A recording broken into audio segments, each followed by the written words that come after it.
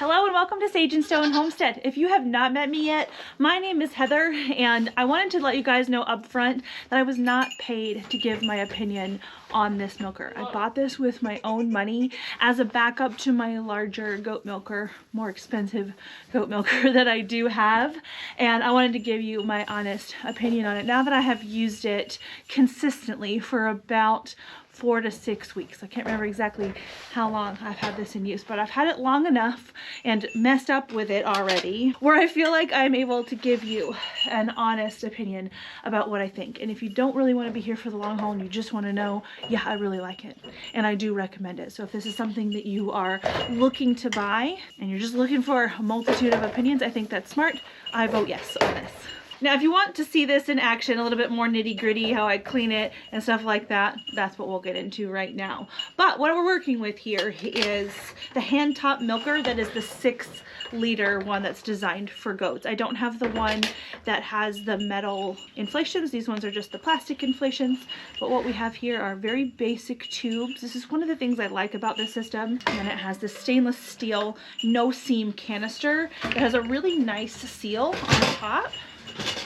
Here's the lid, really lovely seal around the edge. It has this mechanism in place that acts like a floater so that if your milk happens to get really high in the bucket, this little thing actually raises up and will plug this hose so you don't back milk into your system. But that's sort of what I messed up and did, not because this system failed, but because I hooked up my hoses wrong.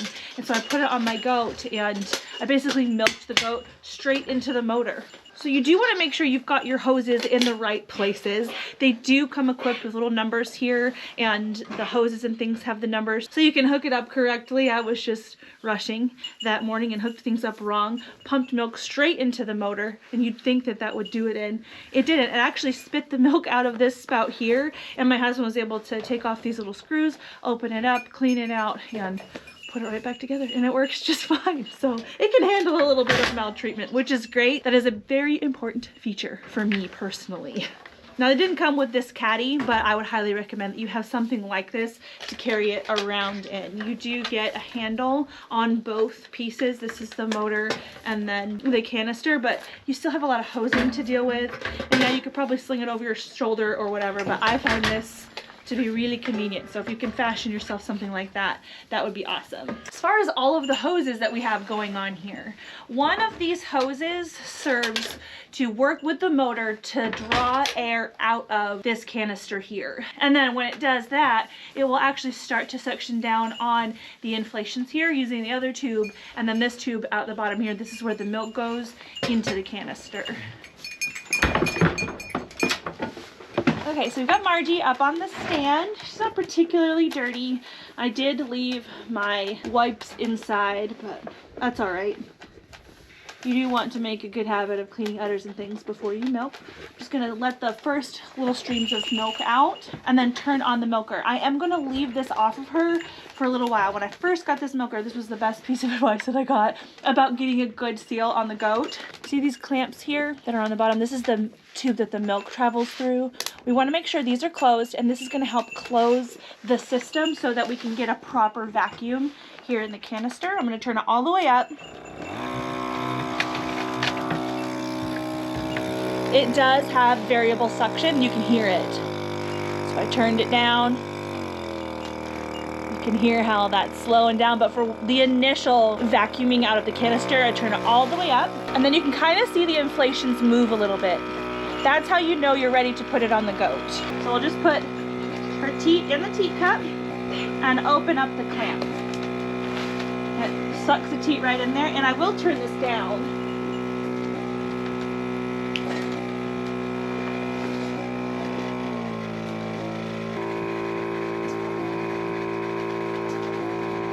There is somewhat of a pulsation that does occur during the milking process. I will say my only gripe with this machine is that the pulsation isn't as thorough as the pulsation that I have on my bigger, like nicer machine. It doesn't quite let go of the suction. It more like massages versus completely let go of the suction, which is why it's my recommendation not to crank the thing all the way up when you have it on the goat. You don't want a constant suction because that can be damaging to the teat. but a little bit lower on the suction, enough to express the milk out, hasn't been problematic for my girls in the last several weeks. We've got a naughty little girl trying to get the animal crackers out of the basket. Girlfriend, we will do cookies later. My goodness. All right, so as you can see, here's the milk line. We've got milk flowing down into the canister. And when I see the milk starting to slow down, coming out, that's when I start my udder massage. A little bit of massage, a little bit of firm pressure, and it gets the last bits of milk flowing. Now, no machine that I've ever used has been able to completely empty out the dough. And you do want to make sure that you get all the milk out, because if you don't, you just signal her body to make less milk, and usually that's not the goal.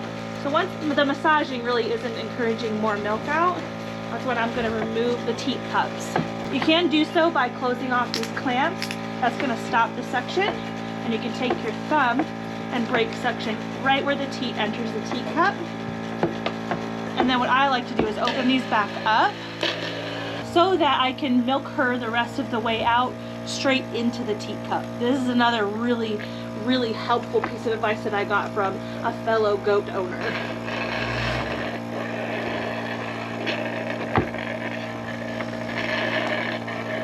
You can hear it entering. There we go. And I'm going to close both clamps, and that's just going to prepare the machine so that the next goat that comes up, we're able to achieve the vacuum pressure in the canister and do it all over again.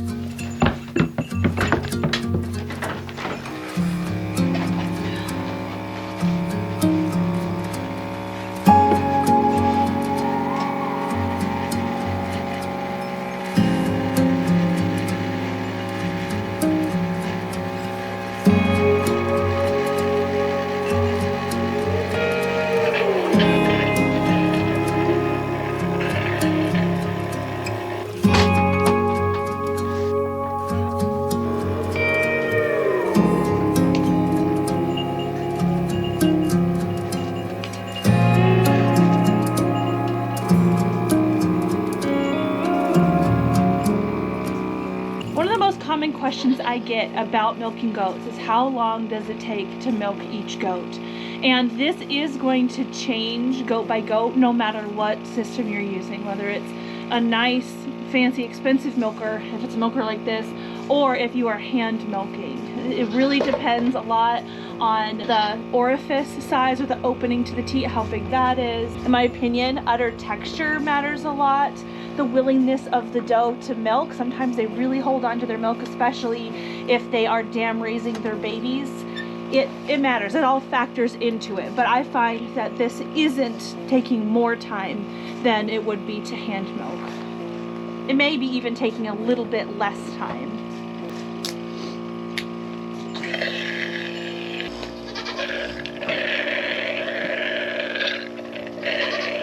And some of you may be familiar that different milkers can come with different inflation size depending on the size of goat that you are milking. I don't believe this milker comes with options besides like the cow inflations or the goat inflations. These are about the same size as the Nigerian inflations that I bought for my caprolite milker. These inflations are fine for the Nigerians and for the standards. Christine over here, she has decently long teats. They fit in here just fine. She milks just fine. And our last and final milker of the day is Winnie, and she currently has the smallest teats in the barn, and they both can use the same inflations. You don't ever want to forget to take the hobbles off before you let the goat down. It's okay if you do, okay? They'll forgive you. It happens to everybody at least once. Just try not to forget. Come on, baby.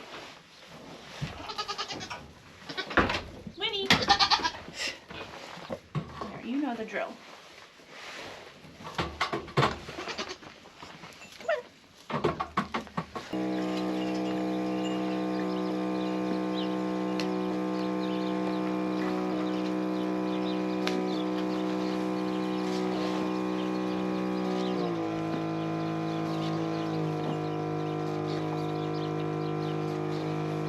Winnie's a pretty small goat, and she's even squatting a little bit, and there's plenty of space underneath of her for these inflations.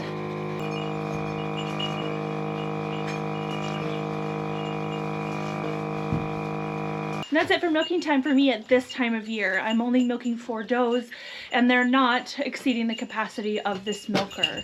If I were to use this in springtime, let's say I was gonna get 3.5 gallons a day, like I did last year, I could still use this milker.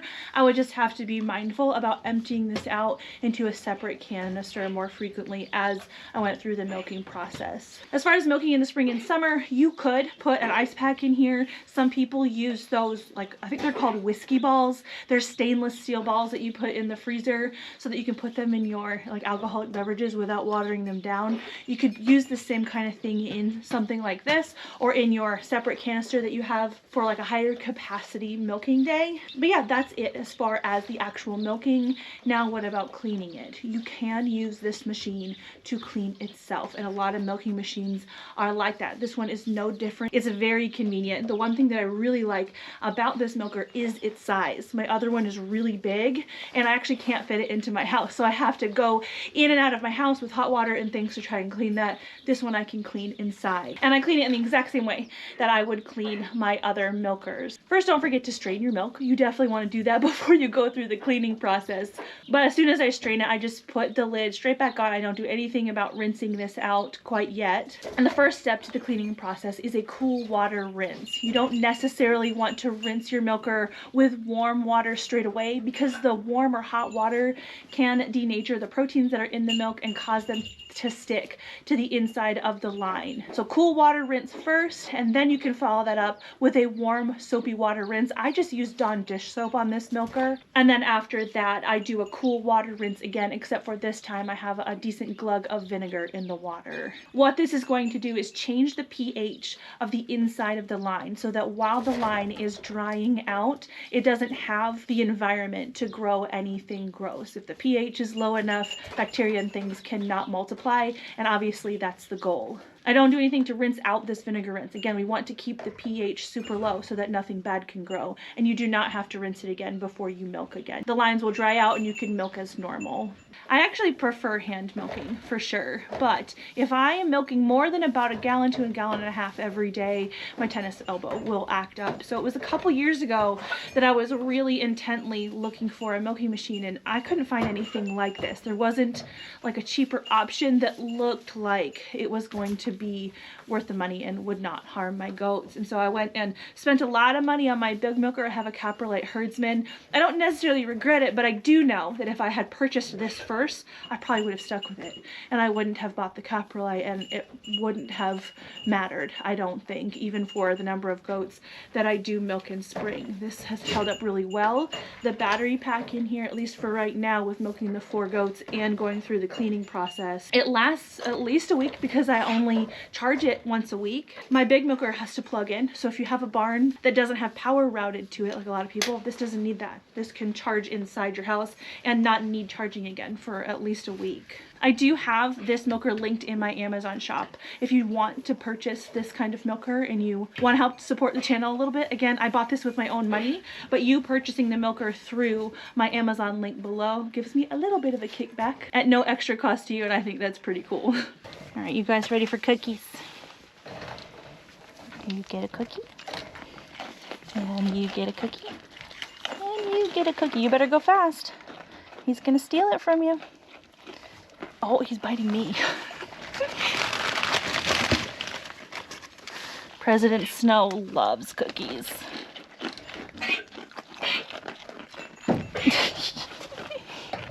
Quick. Oh, I think she got it. Here, let's keep him distracted. Yeah, she's chewing.